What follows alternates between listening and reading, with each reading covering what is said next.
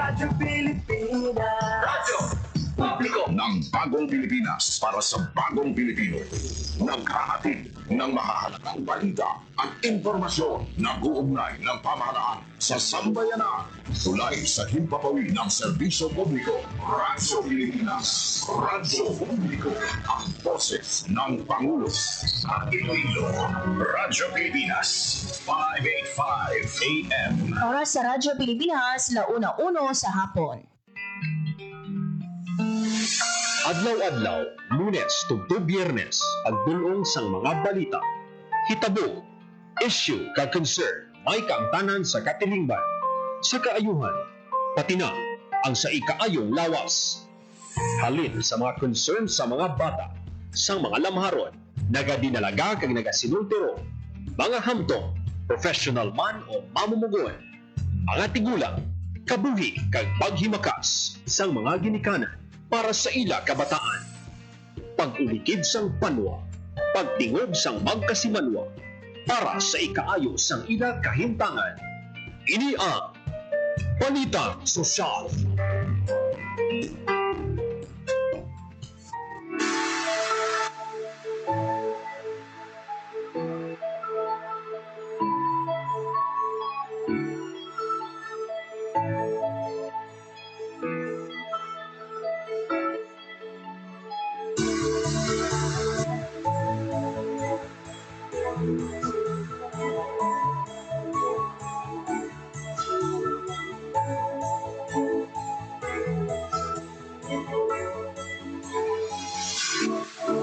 Mayong hapon Pilipinas, mayong hapon Western Visayas, mayong hapon syudad kag probinsya sang Iloilo. Good afternoon, mga abyan adlaw kita subong sa Huwebes, Setyembre 18 tuig 2025.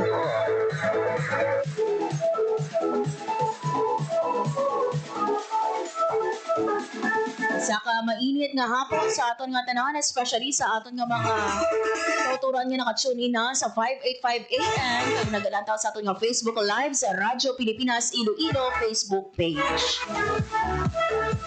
Siyempre, tamyawon taman sa isa ka maayong hapon ang aton nga mga kauturan, mga market vendors naton gikan sa mga merkado publiko sa syudad o kon sa probinsya man sang Iloilo, kag kaiping nga mga probinsya sang Aklan, Antique, Capiz, Guimaras, kag syempre sa Negros Occidental.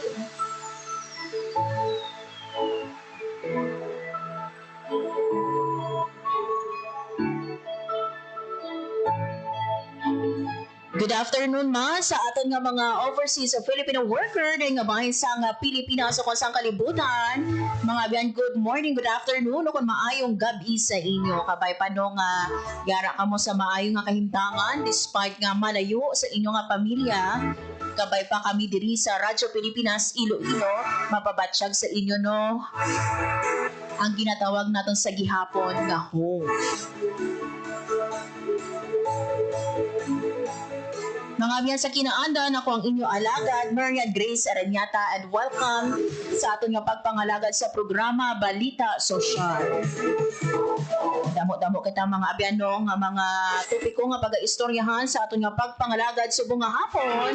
Lakip na diri mga abyan ang pagbisita man sang aton nga Secretary sang Department of Social Welfare and Development o DSWD, si Secretary Rex Gatchalian kahapon para nga magpakikita no sa pila naton ka mga pantawid pamilyang Pilipino program kon 4-piece beneficiaries. Lakip man mga abyan ang pagkamusta sa mga proyekto nga ginpatuman sa idalom sang Kalahi Seals. At tinapit nga bisita man ang aton nga tiglikon sa ginhiwat nga community-driven development o kon CDD sa probinsya sang Iloilo.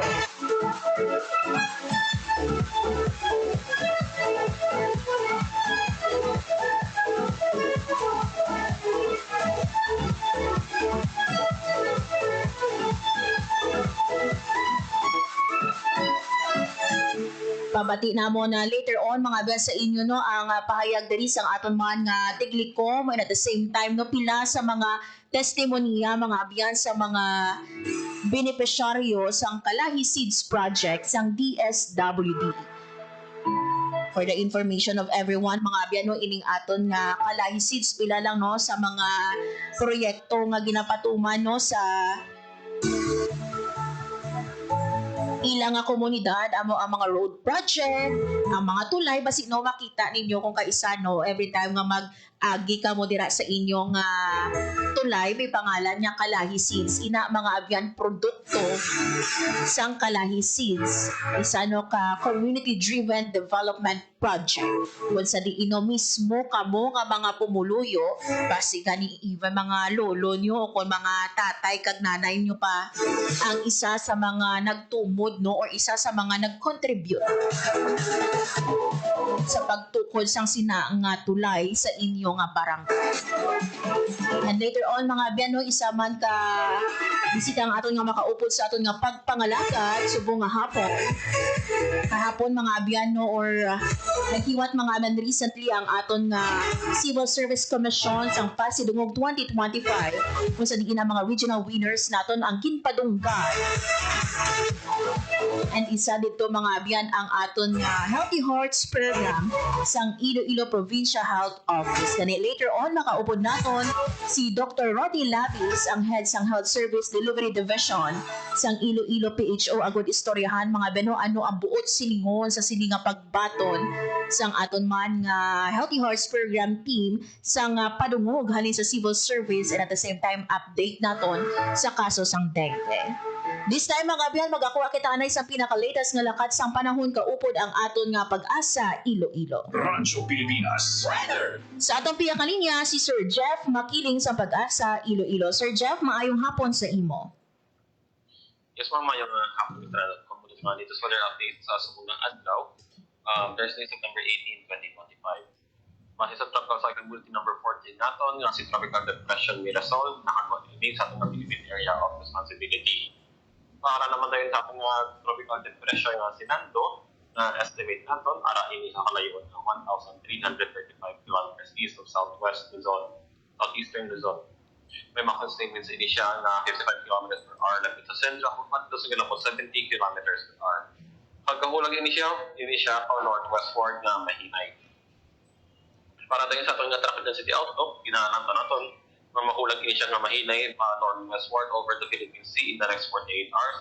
And it will turn west-northwestward by Saturday afternoon towards extreme northern Luzon. Southwest Luzon tayo nag-affect sa southern Luzon and the western section of Visayas. Meanwhile, there is sa western Visayas, magaluman sa nakita, kung nasa pattern na pagulan pangilan kung nag-ortugas ini sa southwest Luzon. Mahina tugtog kasarangan, situasyon na bagat na nakundan, tugtog na bagatnan para sa hanan dito sa western Visayas, makanay tugtog kasarangan tayo para sa mga balat na dito sa ating kapikat. Forecast temperature na ito, 25 degrees 32 degrees Celsius. Ang anda nagabot na 5:39 a.m. sa aga. Magatulog din siya 5:48 p.m. karon sa gabi. Ito mga rin weather update dito sa Iloilo Top Station. Ito Jeff Makinang. Salamat. Sir Jeff, klarohon lang nato no ining si Bagyo Mirasol. Saan o ini siya sir nagwa sa Philippine Area of Responsibility? Yes, ang bali ang ginana sa ating nga pagkagawa ini sa ating nga si Tropical Depression Mirasol pagina sa nga agama. And si TD Nando naton sir, yara sa sulod sa Philippine Area of Responsibility? Yes, so sakto ma'am, ang si Tropical Depression Nando nakasulod para na ini supong sa sulod sa ating area region. Pero sir, ining si TD Nando naton, diri sa aton sa Western Visayas, apektado ba na kita sa sininga ba tropical depression? Ano ba? Ito Sige. Sir, ang si Tropical Depression Nando naton, apektado ba na kita diri sa Western Visayas sa sininga bagyo nga si Nando? Kamagay ma'am. Yes. Sir, bali ang aton nga tropical depression nga si Nando, apektado ba na kita diri sa Western Visayas? Sa subong ma'am, wala pa initi direct nga effect sa aton sa si Nando ma'am sa Western Visayas, pero once nga malapit din siya gawa sa aton sa may or makakato dito sa Northern Luzon, may possible na makadala inigawa kung program enhancement ng aton nga hangin nga habagat. Amo ni ang makadala sa mga pagkargan o kalangitan naton and also as well sa mga pagtupa man ng ulan naton. Sir, kamusta ang aton nga extended weather outlook? Mangin mainulanon ba na ang coming days naton diri sa Western Visayas? Sa subong ma'am, based sa ating sa weather outlook kinalanta naton nga may araga po nga mga possibility nga pagtupa sa ulan. So gina-expect naton within the next following days maging partly cloudy to cloudy skies kita. Pero during the weekend, possibly sa Sunday gid, gina-expect naton nga mag-alpo matokanang apan pero sa next following days naton. San o sir ginalauman nga mag-exit si Bagyo Nando sa PAR? Sa subong ma'am, since ginalanta natin na by Tuesday next week, pa-ilistro sa par natin, within the next following days nga na ma'am, dira natin mabalaan kung saan ang possible yan na exit. Pero since malayo pa ini siya atong landmass, ginalanta natin nga may pa ini gyapon nga mga chances nga mga bagpo either nga maghimay o madasig ang bagyo nga ini. Sir, makita bala nato no as of now diin nga mga lugar or may mga lugar para diri sa aton sa Western Visayas nga nagaulan?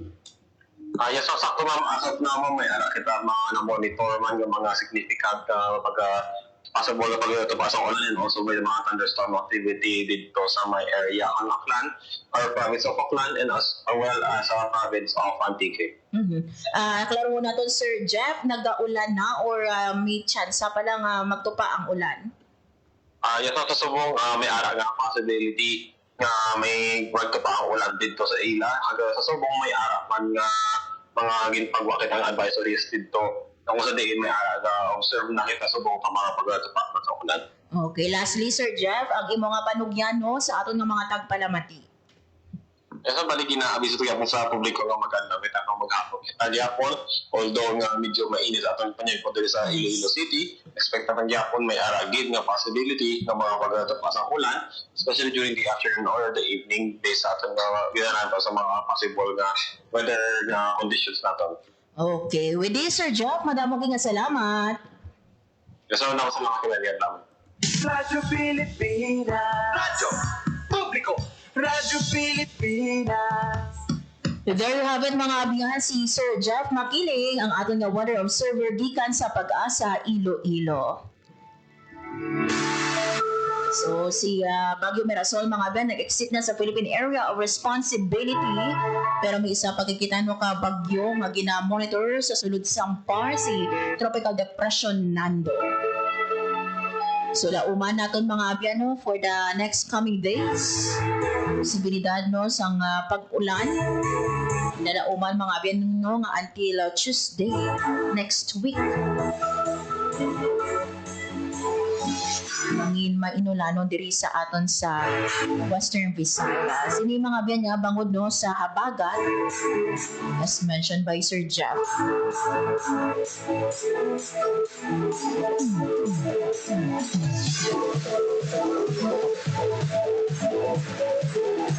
Ganito sa mga kauturan nato, sa mga ginikanan nato, dalagin sa inyong payong sa pagsugat sa inyong mga kabataan. Kag syempre no kung magwa no ang inyong kabataan.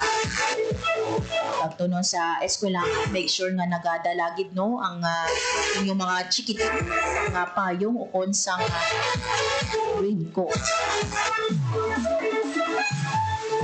Oras mga biyan sa Radyo Pilipinas, launa 14 sa hapon. Antes naton mga biyan istoryahan no ang pagbisita sang aton nga Secretary sa Department of Social Welfare and Development, Secretary Rex Gatchalian diri sa Iloilo. Magakuha kita anay sa live report. Natuhoy mga abyano sa pangabay sang ICPO sa mga magaprotesta sa Setyembre 21.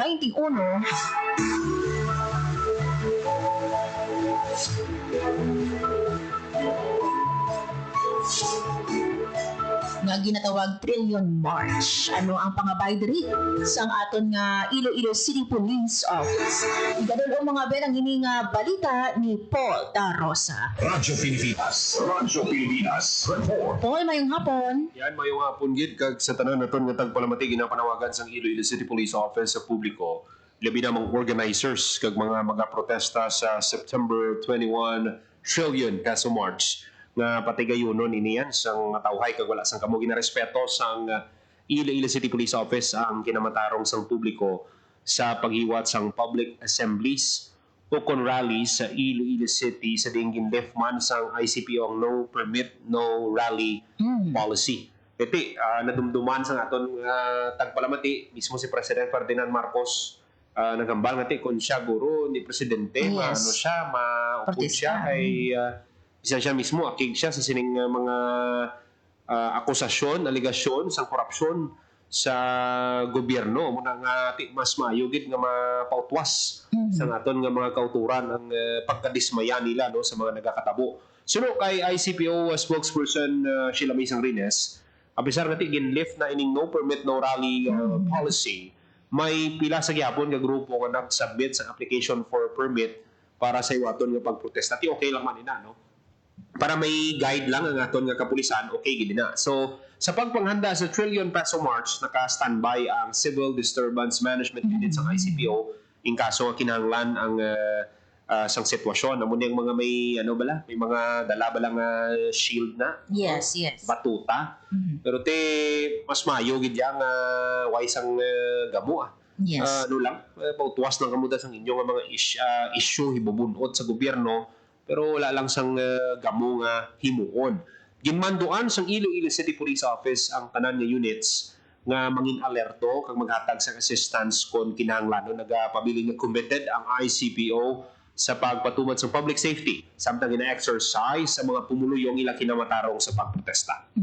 Paul, I believe nung atong kapulisan nagapatuman man ini sila kumbaga no sang maximum tolerance no. So kabay pa nga ting aton nga mga kauturan no nga maga o pumiara nga ginalauman mga pila Paul ang ginabanta diri sa ICPO nga magaupod sa siniman nga rally diri sa aton sa syudad sang Iloilo. Sa information nga nakuha naton, may 3 na ka grupo ang nagpabutyag ti laban-laban sini subong Webes pa lang kita. Yes, oo. May pila pagkadlaw for sure damo kay nagapati kita damo man ang dismayado sa nagakatabo eh.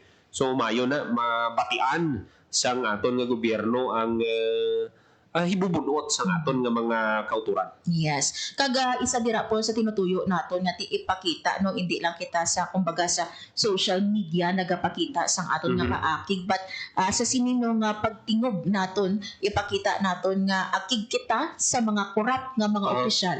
Way niya kolor basta correct. tanan tanan kita nagaisa nga iduso ang transparency kag accountability sa mga government offices, hindi lang sa DPWH. Correct. Kundi hot topic idang ginahimo sang mga opisyales nila sa DPWH.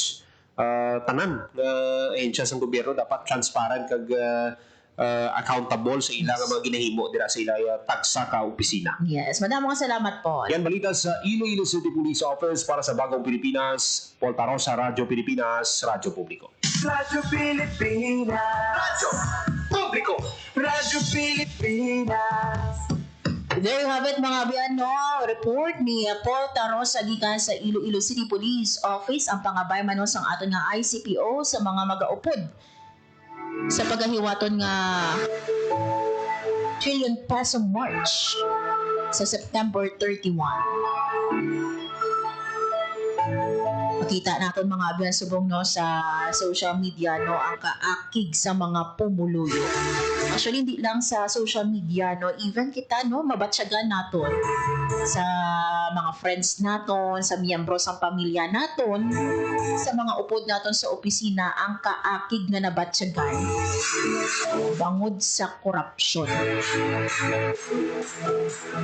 While there are no mga politiko may mihura, may maayo nga hinimuan, may ara gidya nga kurakot. Nakita naton ina mga abyano sa ginahiwat nga hearing sa Senado.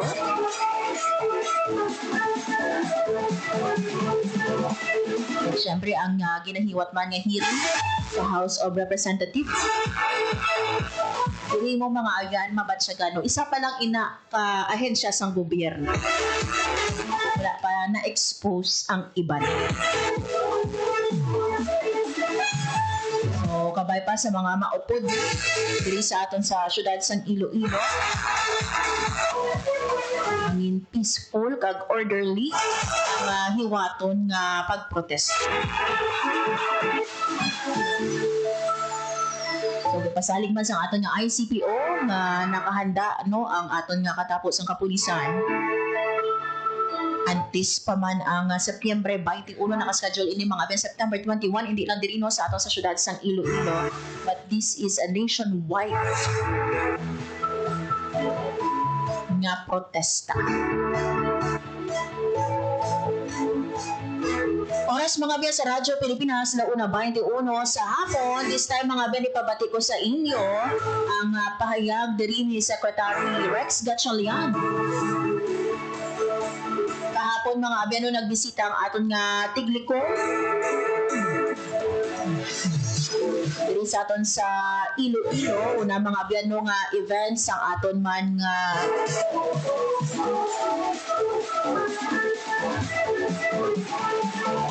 Tiglikom ang pakigsapol sa aton nga mga Pantawid Pamilyang Pilipino program kon 4-piece beneficiary aga pa mga biyanos ang nag-abot diri ang aton nga secretary para nga nag-engage sa aton nga 4-piece staff kag beneficiaries pinaagi sa breakfast kamusta. Sunod mga biya, nagbisita man ang aton nga Tiglikom sa Women United through handcrafted lace and embroideries sa Santa Barbara, Iloilo. And right after that mga binabisita ang aton nga Tiglikom sa Iloilo Provincial Government o sa Iloilo Provincial Capital.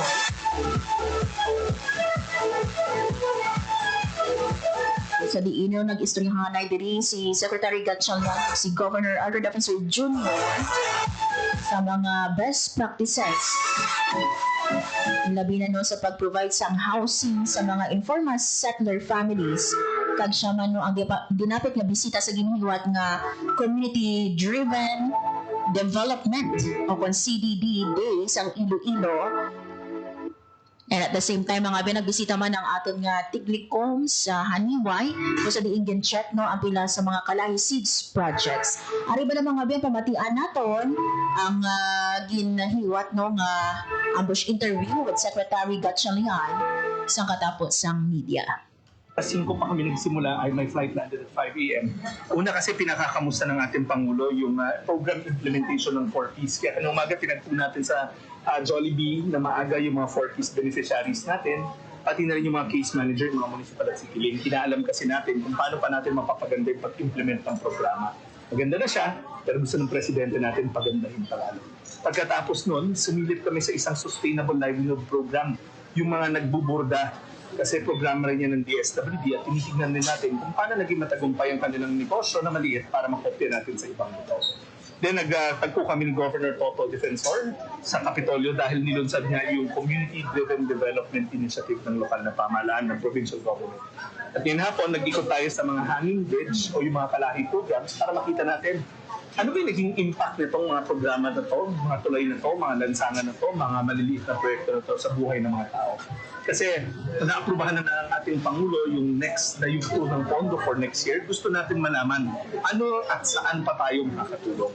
Basically, ang gusto ng ating Pangulo, walang malayong lugar, walang liblib na lugar, lahat yan dapat naaabot ng development mula sa TSD.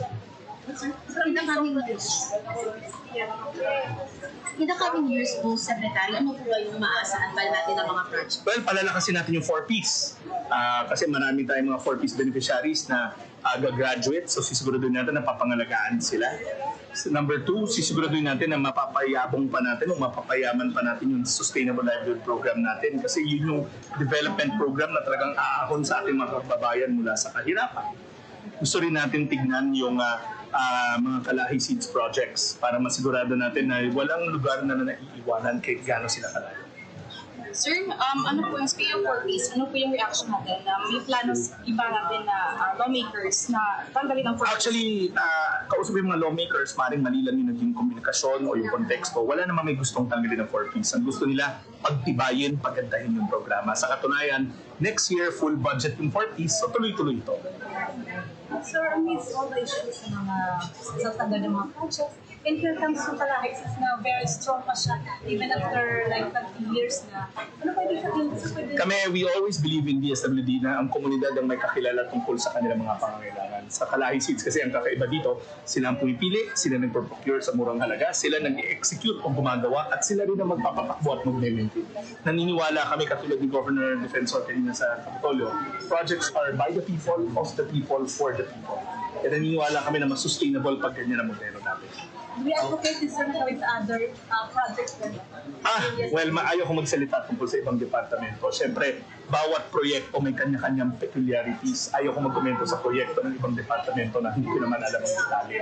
Ang importante sa amin, nakita namin yung tagumpay ng unang Kalahi Seeds at gusto natin palawigin, paramihin, at patatagin.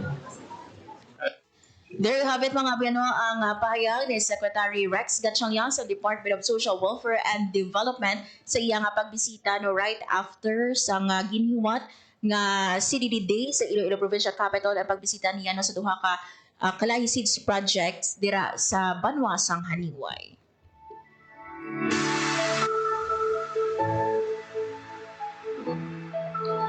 So ang gin-emphasize no sang aton nga tiglikom ginapasiguro sa DSWD nga ang mga proyekto for the people, by the people, and para no sa aton nga mga pumuluyo. Nakita natin mga ben, isa kita sa mga nagbisita no sa sini nga proyekto sang Kalahi Seeds, and isa dito mga biyan ang natapos sang 2004, na kompleto no sang 2004, and ang isa sang 2019, and nakita natin mga ben no gamay nga budget pero mapagbuon. Sunod diri sa Tiglikom ini bangod no nga ang mga nag-obra diri ang mga benepisyaryo mismo kag sila man ang nagtumod kung ano ang kinahanglanon sa ilang nga komunidad. Hindi nga ang national government amo ang naga-decide sa ila, kundi sila nga mga benepisyaryo amo ang naga-decide. Isa mga biyano, pamatian naton ang pahayag pagidiri ni Attorney Bernadette Mapuwe Joaquin, ang aton nga National Program Manager sa Kalahi Seeds, matapos nung unang ginbisita ang construction or ang human nga tulay sa Barangay Karinggangan sa Haniway, Iloilo. Pamatian natin mga abiyan si Attorney Bernadette Mapuwe Joaquin sa iyang pahayag. Po na ito sa mga pinakamatagal na project ng Kalahi Seeds kung saan nung time na ginagawa itong bridge, kulang yung pondo, materialis lang yung kaya nilang mabili. Then ang ginawa nila, yung mga tao mismo dito sa community, ang siyang gumawa na free of labor po siya. Labor of love po talaga. Community ang gumawa, community ang nag-identify na ito yung pangailangan nila sa project during that time. So this is a showcase, ma'am, na isang proyekto na parang na-include yung community sa pag-decide kung ano yung gusto nilang proyekto. Yes, sila mismo. Kahapon na nung nandito kami, meron kami mga nakausap din na mga tao, na mga dating bata sila, nung tumatawid sila dyan sa ilog na yan, ayaw na nila na maranasan ng mga anak nila, yung mga naranasan nila before na delikado, lalo na pag ganito na mga umuulan. Kaya talaga ito yung pinursige nila na proyekto na ma-complete. Before this concrete na project, ano yung ginagamit nila? Ay, baka pa ang makasagot na yung local, pero yung iba daw po tumatawid. Tumatawid po talaga. And that time, kung makikita nyo po may before and after po tayo na picture doon sa kabila, kahoy lang siya, tapos ang ginagamit nila na alambre ng kuryente. Ng mga ingang household ko yung naka-benefit ulit ng mga corporate na. Makasagot po niyan, mga taga-local na DSWD siguro yung pwede pong sumagot niyan. Later on, baka i-request natin si Sir Bon, yung ating Deputy Regional Program Manager, to tell us more about this bridge project. Actually, si Sir Bon, ang ating Deputy Regional Program Manager, nung ginagawa tong bridge, siya yung engineer na nandito. Pero 7 barangays po yung kikinabang sa bridge na ito. Ito yung bisitahin ni Secretary ngayong araw. Para ano po, yung intention na pag-bisita? Dalawa yung kanyang bibisitahin. Itong bridge na ito, saka yung bridge dun sa kabila mamaya. Yung proyekto. So umiikot si Secretary, meron kami mga bridges na meeting na nationwide, tinignan din yung sustainability kung na-maintain ba yung mga infrastructure, itong mga sub-projects ko ability. Sino ba budget DSWD ilan ho naman kung contribution dahil po sa community? Dito po, makikita niyo po mamaya ng details. Baka po mas, magandang makita niyo yung details po dun sa kabila. Yung contribution, nasa around 500 ang DSWD at nasa 400 po yung community. But you can check po dun details nandun po sa ating history, implementation ng project. But nationwide po, nasa 92 projects na ang nakompleto ng DSWD Calahisi's. At doon sa 92,000 na yun, nasa 1,600 ay mga bridges. Doon sa top 50 namin na mga proyekto, pang-14 ang mga bridges. Ibig sabihin, isa talaga siya sa mga main na pangailangan pagdating po sa ating mga GIDA. So, bali ma'am, the goal po ng DSWD is to build infrastructure projects like ang mga tulay or mga bridges po, especially sa mga far-flungs na barangay, ma'am. Our objective is to empower the communities, not necessarily the infrastructure kasi it's just a byproduct. Output lang siya. Ang talagang layunin natin is ma-empower yung mga communities para sila mismo yung mag-identify ano yung pangangailangan. So kung ma-identify nila ang pangangailangan ay bridge, ang pangangailangan ay classroom, yun ang kanilang ginagawa. Pero hindi nga kami infrastructure agency. So it's more on empowering the people, yung power ng bayanihan, mahikayat doon po sa ating mga komunidad sa pag-i-implement at pagiging na sila mismo ang mga tao sa komunidad ang parte ng sarili nilang development. So, community-driven. Community-driven development approach po tayo dito sa Calahisi's. Isa sa pinakamatagal na programa, 22 years na po kami sa DSWD. At pinapakita lang doon sa 22 years, ito po, mga 20 taon na po itong bridge na ito, pero nakikita ninyo, nandiyan pa rin matibay. Saan cycles yun ang bilong mo? KKB, sa KKB po ito. Yung KTV is pa ilang cycle? KKB, sa tagal na po, KKB 1, 2000, anong year ito? Anong year ito, Ma'am Maricar? 2004. So 21 years na siya. 21 years na. Nag-start tayo sa Kalahi. Nag-start po tayo sa Calahisi's po ng 2003. Pinilot siya noong 2002. So isa ito sa mga nauna na proyekto po talaga. Kaya nga maganda po, inigayat namin yung mga matatagal na po dito. Baka po pwede niya rin po silang ma-interview tungkol po dito sa history. Mas maganda po na sila mismo makapag-share ng history ng project. At yun din po yung reason kung bakit kami nandito eh. Gusto po namin makita yung mga kwento sa kabila ng mga proyekto. Kwento ng pagbabago, bunga po ng partisipasyon ng ating mga komunidad sa implementasyon ng mga Calahisi's program. There you have it mga abiyano, si Attorney Bernadette Mapuwe Joaquin, ang ating National Program Manager sa Calahisi's ng DSWD.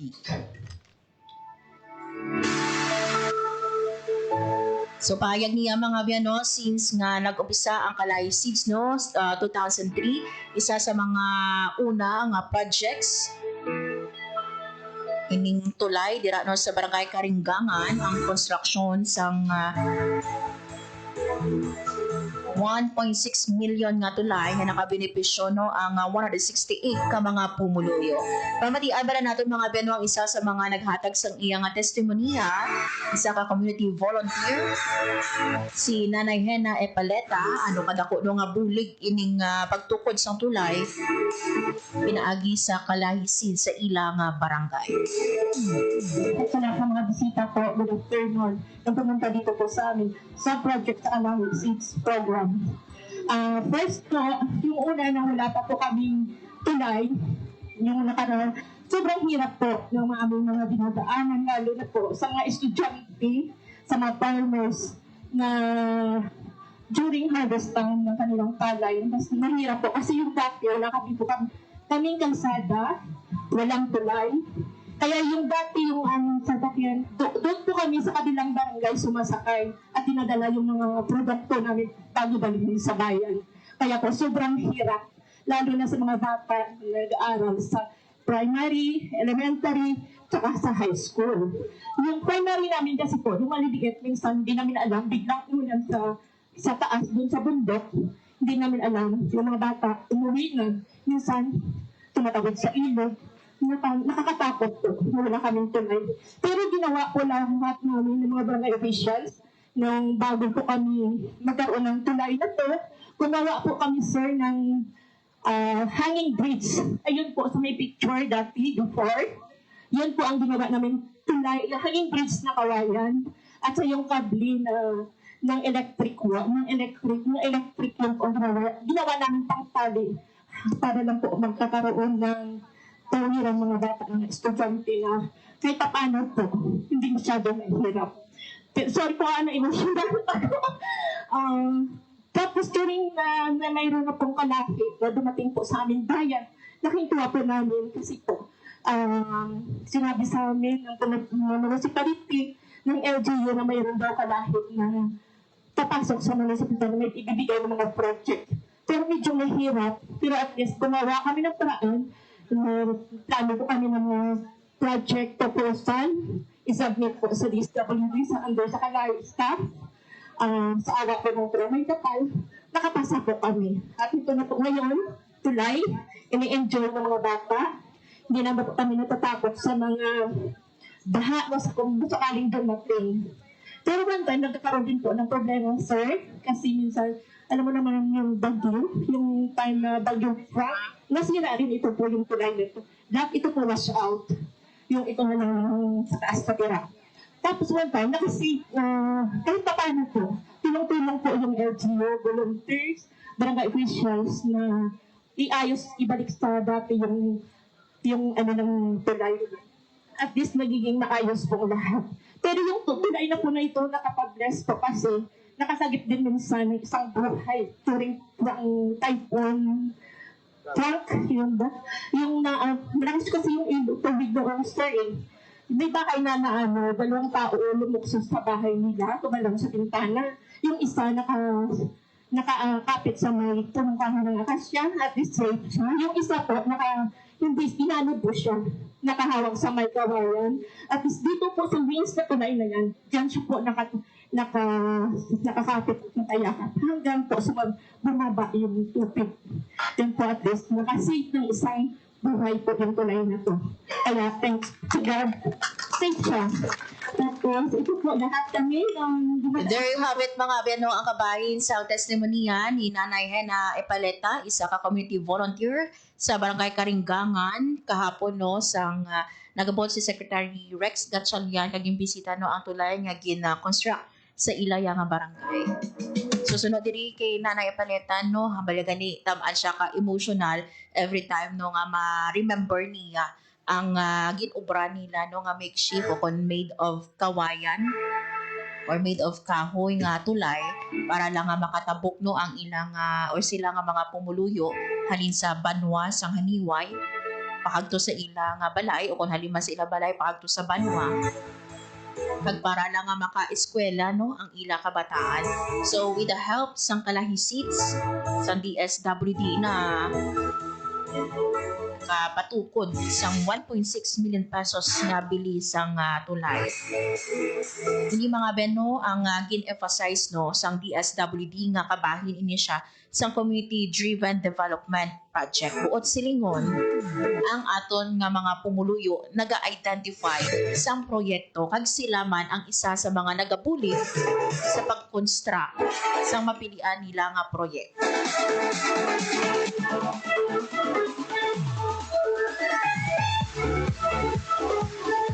Nakasaling mga biyan sa DSWD for the coming years or months. Igatingog ini mga abyan ang mga suggestions ang makuha.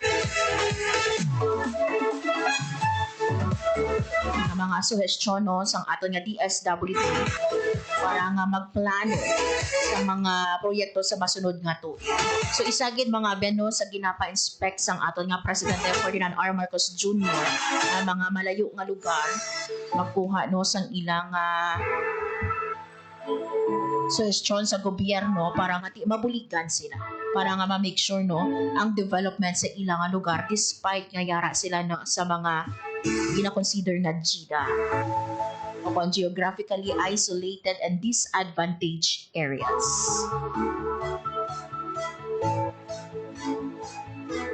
Oras mga biyan sa Radyo Pilipinas, 1:40 sa hapon. Quick break na kita mga biyans and then sa aton nga pagbalik, makaupo na nato ang head sang Health Service Delivery Division sang Iloilo Provincial Health Office sa istoryahan ang kaso sang dengue sa probinsya and at the same time ang pagbaton sang Healthy Hearts Program kag sang nutrition team sang Iloilo PHO sang pagkilala kadungan man sa ginhiwat nga pasidungog 2025 sang Civil Service Commission. Mga biyan magabalik kita diri sa programa Balita Sosyal.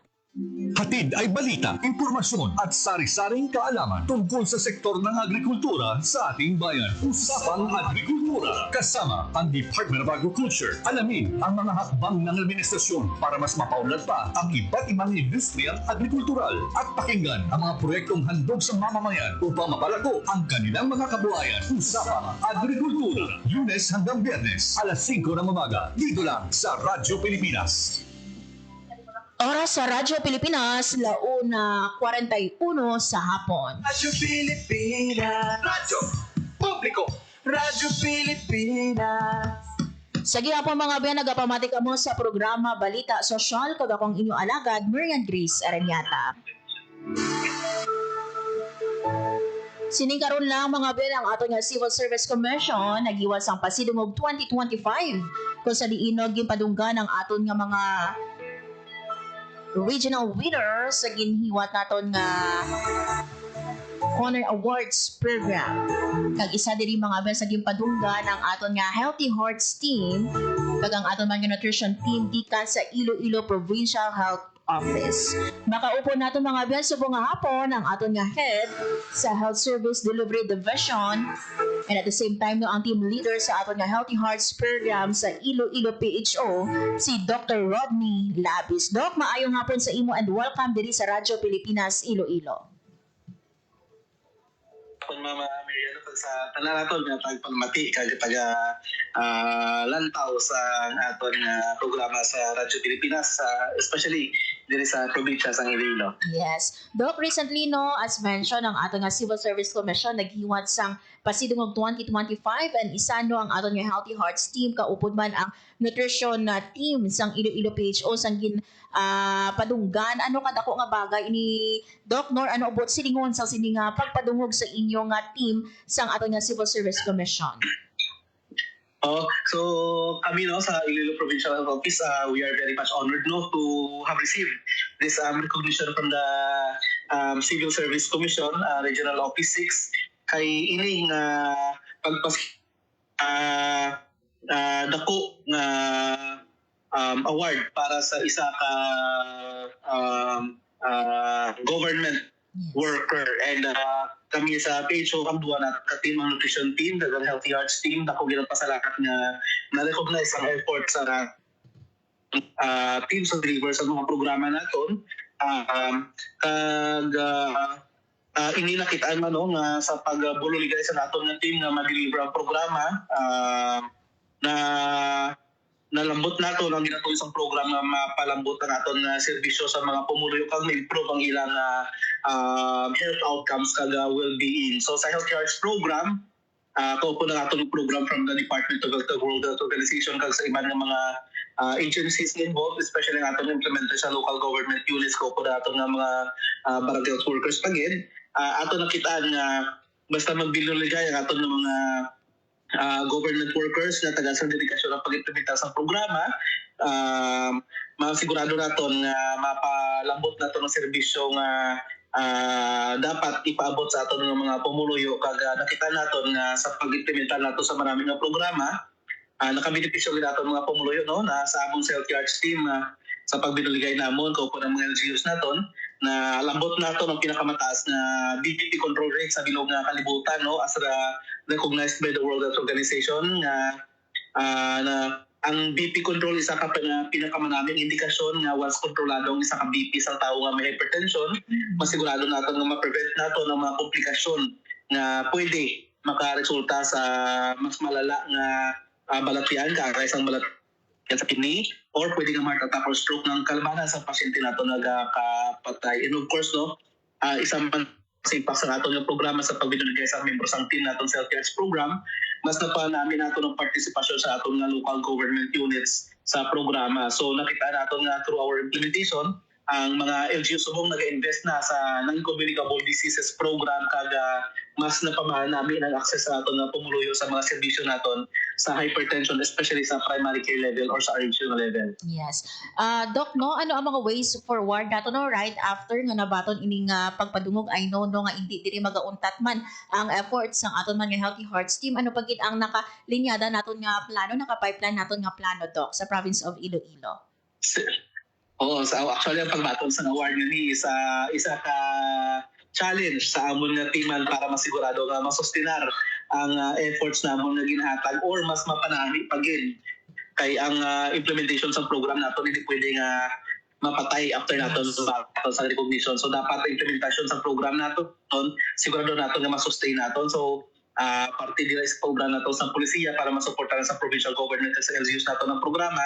And second is continuous na monitoring and evaluation sa atong mga implementing partners, and at the same time feedbacking session para mas makita pa rin natin kung ano pa rin ang mga adjustments na kinanglan natin sa programa para mas mapanami pa rin ang iyang implementasyon. And of course, sa members ng Healthy Hearts team na nakabaton sa awards, isa rin siya ka-challenge na mas mapaninlugan pa rin natin ang aton ginhatag nga rules sa programa. And second, i-apply namon ang mga natunan namon sa Healthy Hearts program sa ibang pa yung programa namon sa health para ma-make sure man nga kung ano ang good practices or mga impact na natin sa Healthy Hearts program namon, ma-achieve man namon sa ibang nga programa sa health, which is equally important man nga mga programa para sa kaayong sa mga tao natin. Yes. Dok, sa ibang pagidno nga balita nato no, ining kaso sa dengue sa province of Iloilo, may minopila na ang aton nga na record kag kung nadugangan bala no ang aton nga dengue death sa province of Iloilo. Oo, so ang sa kaso naman sa dengue nato sa probinsya sa Iloilo base sa 37th mobility report sa aton nga Epidemiology and Surveillance Unit as of September 13, 2025, ang kaso sa dengue sa probinsya sa Iloilo padayon gyapon nga yara at 131 new cases naton. So total naton subong may ara na kita nga 4,606 nga dengue cases sa probinsya sa Iloilo. Although mataas kaya po ng atong numero atong ginakalipay nga ang numero naton subong is panaog sige-sige na nga panaog below sa aton nga epidemic curve. So nagligan nga sinimana officially gindeclare na ni Dr. Kinyon aton nga head sa provincial office nga ang dengue outbreak sa status na gindeclare naton sa nagligan nga August 2024 na successfully nakapasar na sa criteria para i-lift ang dengue outbreak status. So sa subong, base sa atong epidemiological data, hindi na under sa dengue outbreak status ang probinsya sa Iloilo, although may mga cases pa kita gyapon kag ang samtang ara ang kaso sa dengue sa Iloilo, yara gyapon ang peligro nga posible mapatyan kita sa mga pumuluyo. So ang dengue cases naton, may ara pa kita gyapon ng mga tagas ng kaso sang bago nga kaso sang dengue, no? So ang auto nato naka-record pa sang 12 ka bago nga kaso sang dengue. Ang istansya kang diyon may siyang pang bago nga kaso sang dengue. Pasig City may 8 pa ka kaso sang dengue kag Haniway may 7 ka kaso. So overall ang new cases naton sa 131 nga although mas tubo na kumpara sa nagligan nga binulan pero makonsidera pa ni gyapon nato nga mataas. So aton advise ang gyapon ng mga banwa naton nga pangayon nila nga isustinar ang mga programa naton sa dengue nga makontrol ini kag malikaw naton ang posible nga mapatyan pa. Pero mamaya no ang sa aton nga dita may bago kita nga na report nga kaso nga napatay tungod sa dengue. Ang ini nga bago naton nga napatay ni siya sang August 27.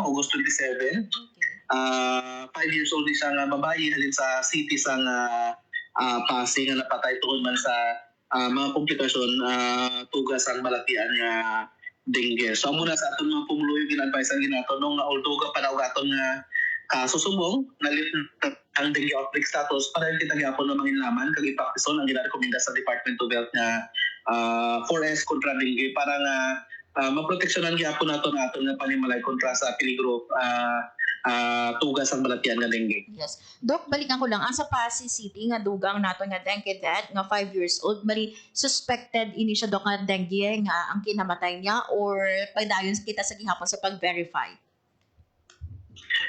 Based sa initial information nga nagagal sa ato nga patient, ini nga pasyente aside sa sintomas na nila consider sa dengue, may dengue test na gikandak na mamalaton nga confirmed nga dengue case siya. So pero makuha pa sang data nga atong timan na kung aside sa dengue ano pa yan ang posible nga ibang contributory cause nga nag-cause sa pagkapatay sa pasyente naton.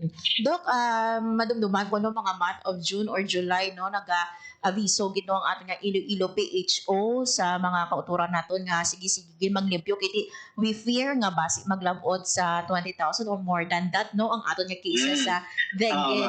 So ano bala Dok ang nanging or ano bala no ang reasons nga naganubo kita nagaamat-amat nubo ang cases naton sa dengue sa province of Iloilo?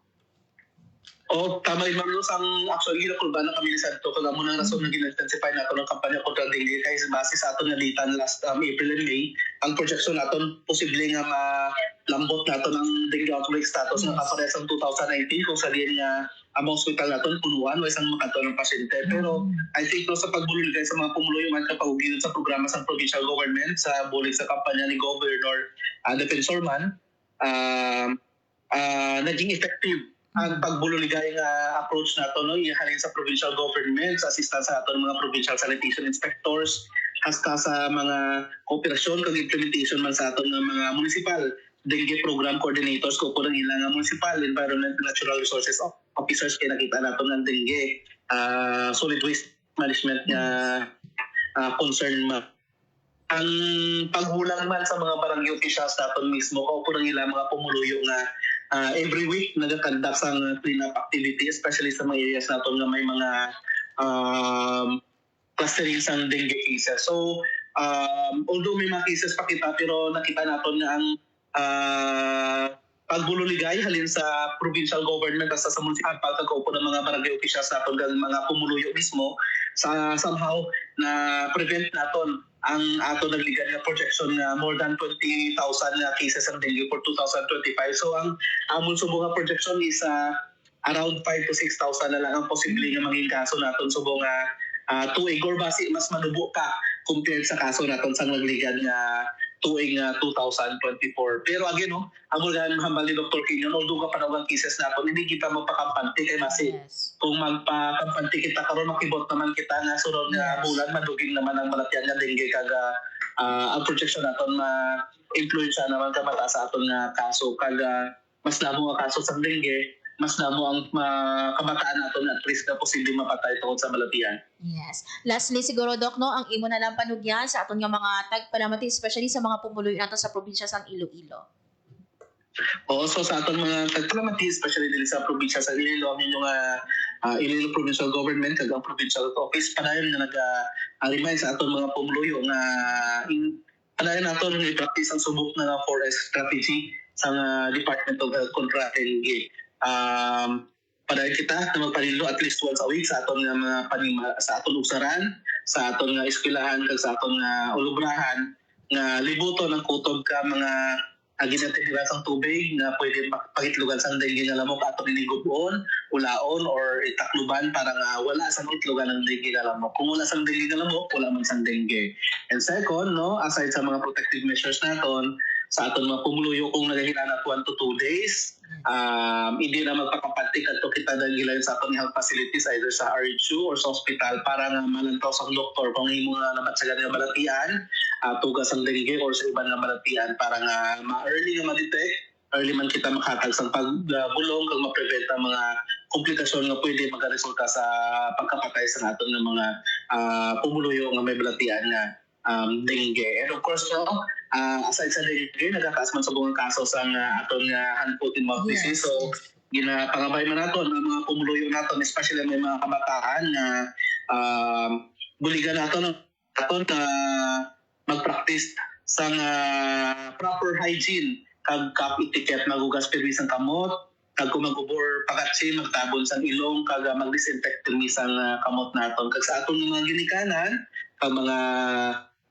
maestra, kung ang aton bata or estudyante nag-ilanat kung may sintomas ng hand, foot, and mouth disease, hindi na naton pagpakaton sa eskwela ng aton bata. Parang hindi na siya makapanglaton pa sa iyang classmates. Kag kung kinanglanon naton ang disinfection sa aton ng classrooms, tuwag na nagataas ang kaso sa dengue sa aton kwarto, para pinagi na ato ng mga health centers ng mga sanitation inspectors para maghahatag sa assistance sa pag-disinfect sa aton ng mga kwarto para nga masigurado naton nga tinlo kag ang aton nga kwarto ka ma-prevent naton ang dugang pagapaglagtas sa hand, foot, and mouth disease na balatian. Yes. With this, Doc Rodney, madamo gyud nga salamat no with your time and information nga ginhatag diri sa sa Radyo Pilipinas Iloilo, and congratulations sa aton nga Healthy Hearts team dira sa Iloilo PHO kag sa aton man nga nutrition team. Madamo nga salamat, Doc, kag maayong hapon sa imo.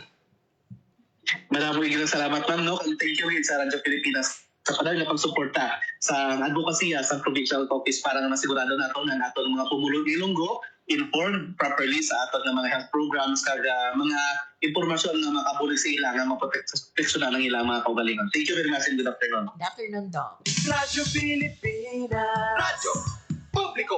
Radyo Pilipinas. There you have it mga abiyan, si Dr. Ronnie Labis, ang head sang Health Service Delivery Division sang Iloilo PHO, and at the same time no ang aton nga team leader sa Healthy Hearts team sang Iloilo PHO nga ginpadunggan kadungan man sa ginihiwat nga pasidungog 2025 sang Civil Service Commission. So good news mga abiyan, no, amat-amat kita nga naganubo ang kaso sa dengue sa probinsya. Kabay pa no masustain nato no ang projected naton last time no nga by the end of 2025 malabot sa more than 20,000 ang kaso sang dengue, pero subong mga binu gina-project nga yara sa 5,000 to 6,000, pero what we are praying, what we are hoping nga tani hindi maglabot sa siningan numero.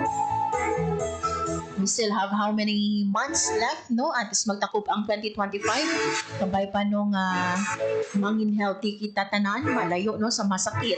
And isa sa pamaagi para ma-ensure ina no ang pagpanglimpyo sang aton nga palibot. Makita naton mga abyan no ang ginapamugaran sang lamok, mga ram ka mo dira, mga puma no, may tubig on anything.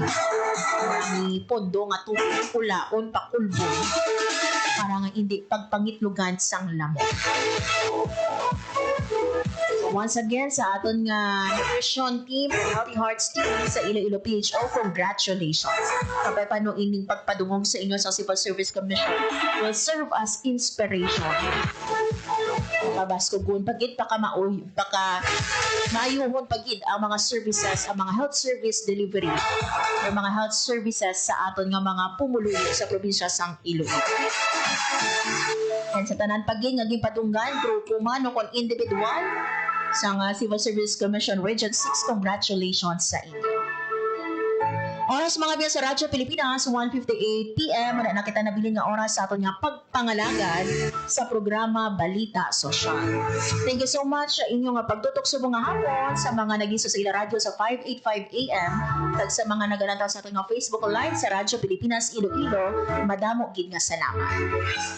Thank you man sa akong mga katuwang technical sa studio, Engineer Roy Louie Kaipang kag sa among transmitter, Sir Jeffrey Bitita. Mga biyan ako nananggit si Marian Grace Aranyata kag ini ang Balita Sosyal. Ang inyong tulay sa himpapawid ng serbisyo publiko, ang Presidential Broadcast Service, Radyo Pilipinas, Radyo